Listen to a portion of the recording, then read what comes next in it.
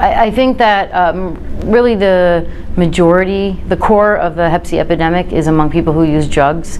For a long time, the largest population was baby boomers, and now because of the expanding opioid epidemic in the United States, there's actually a lot of younger people who are acquiring Hep C.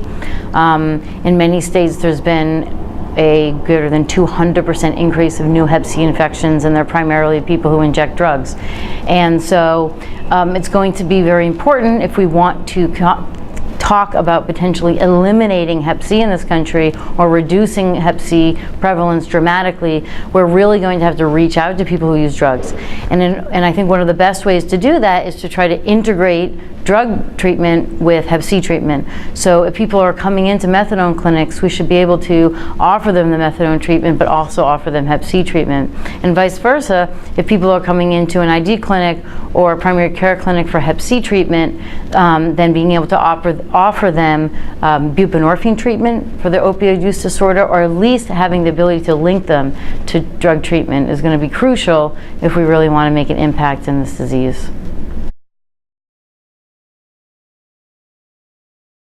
I honestly think at this point the most difficult barrier to Hep C treatment is actually linking to initiation. What we've seen now over and over, both in large pharmaceutical trial, the Elbasvir-Grazeprevir trial, the Merck trial, where they only enrolled people in opioid substitution therapy, the cure rates were amazing in that.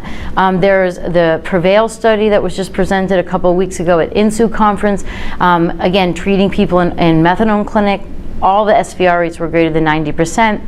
And the Simplify study, which is going to be published soon and was presented also a couple of weeks ago, just enrolled people who have injected drugs in the last 3 months, and the cure rates were, again, greater than 95%. So when we're even talking about people with potentially chaotic lives, street homelessness, active drug use, cure rates are great. This is 1 pill a day we're talking about, so for most regimens.